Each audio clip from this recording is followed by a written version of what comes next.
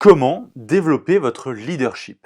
C'est une excellente question et je vous invite pour cela à mettre en avant certaines valeurs qui vous caractérisent profondément, que vous mettrez en avant dans votre équipe, par exemple de collaborateurs. Et pour cela, je vous invite à regarder cette vidéo car nous allons voir 4 idées pour pouvoir mettre en avant vraiment ces valeurs et les déterminer pour que ce soit bénéfique à tout le monde. Et avant de commencer la vidéo, je vous invite juste en dessous à vous abonner si ce n'est pas déjà fait et à mettre un petit pouce bleu pour récompenser le travail fourni. Je vous remercie.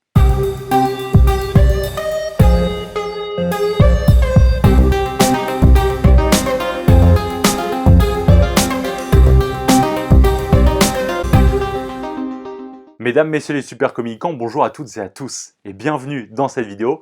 Je suis Quentin Mégevant, votre coach et conseiller en communication orale à votre service. L'objectif de cette vidéo, il est tout simple, c'est de vous indiquer comment est-ce que vous allez pouvoir mettre en avant les valeurs que vous aurez au préalable définies pour que ce soit bénéfique à votre équipe de collaborateurs et votre entreprise par exemple. Restez bien jusqu'à la fin de la vidéo car la quatrième et dernière idée que nous allons aborder est vraiment à mes yeux la plus importante. Donc pour cela, première idée de la vidéo, je vous invite à déterminer des valeurs qui vous caractérisent profondément. Pour cela, allez voir vos amis autour de vous, votre famille, vos proches et demandez-leur ce qui vous caractérise vraiment, quelles sont vos forces et comment est-ce que c'est bénéfique aux gens autour de vous. Et parmi tous ces témoignages, vous allez garder 3 valeurs qui vous caractérisent vraiment, qui vous ressemblent et comme ça, vous allez pouvoir faire la liste de ces 3 choses sur lesquelles vous allez pouvoir faire un petit peu de storytelling aussi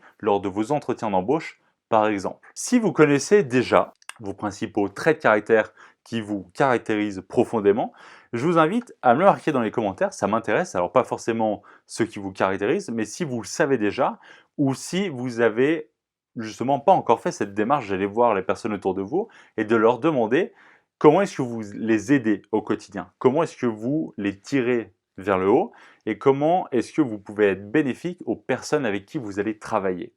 Donc je vous invite, ça m'intéresse, dans les commentaires à me le marquer.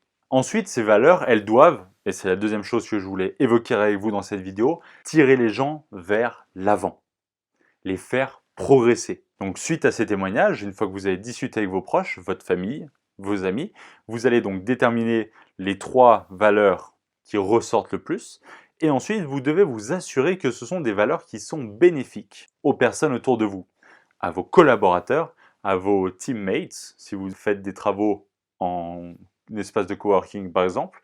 Donc vraiment, assurez-vous que ce sont des valeurs, des traits de personnalité qui vont aider les autres à progresser. En plus de ça, en plus de tirer les autres vers l'avant, il faut que ce soit bénéfique à tout le monde autour de vous. Pour illustrer cela, je voulais faire la différence entre un marketing classique, quelque chose qui met en avant les bénéfices d'un produit, et un marketing sociétal. Le marketing classique, donc comme je viens de le dire, il va mettre en avant les bénéfices du produit, donc comment est-ce que ça va aider certains groupes de personnes en particulier. Alors que le marketing sociétal va vraiment mettre en avant les bénéfices du produit, mais aussi mettre en avant comment ça va aider la société de manière générale.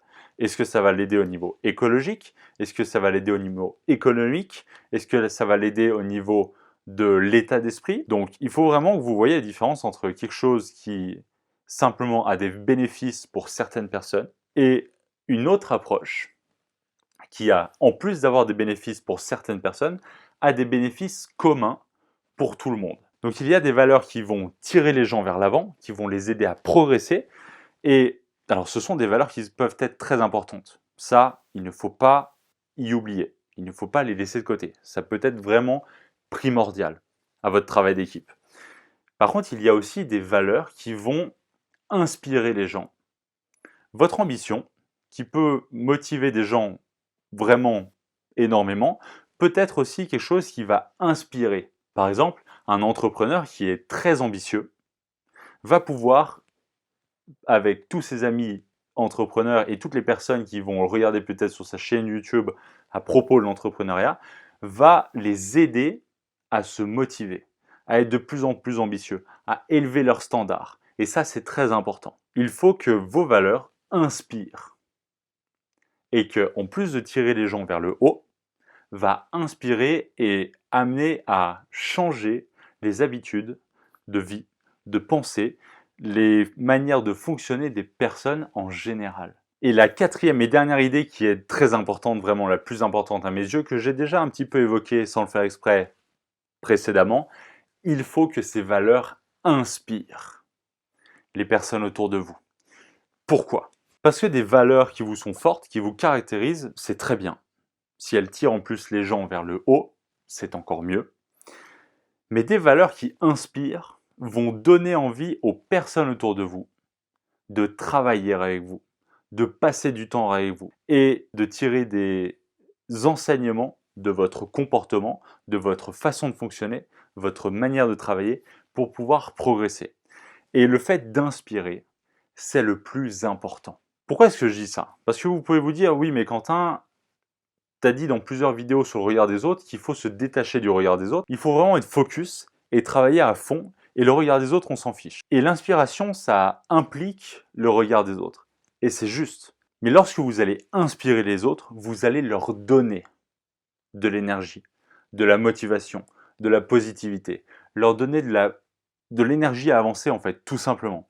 Et c'est là où inspirer les autres, c'est très important. Et ce n'est pas pour votre ego, c'est simplement pour aider. Donc s'il y a bien une chose que vous devez retenir dans cette vidéo, c'est que ces valeurs que vous allez mettre en avant doivent inspirer les personnes autour de vous. Si vous êtes encore présente et présent sur cette vidéo, déjà je vous remercie pour votre attention, pour votre visionnage et pour vous remercier, j'ai un petit cadeau pour vous. Si vous voulez tuer votre trac, éliminer complètement vos angoisses et captiver votre audience, savoir comment est-ce que vous pouvez piquer la curiosité des personnes en face de vous et vraiment capter leur attention, les faire focus sur vous, alors pour cela, j'ai un petit quelque chose pour vous dans la description.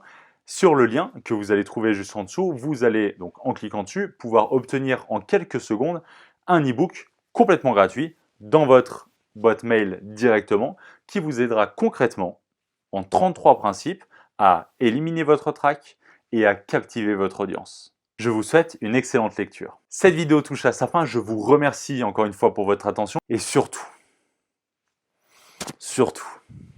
n'oubliez pas de sourire. Le monde ne sera que meilleur. Je vous remercie, je vous souhaite une excellente fin de journée. C'était Quentin Mégevant. Ciao.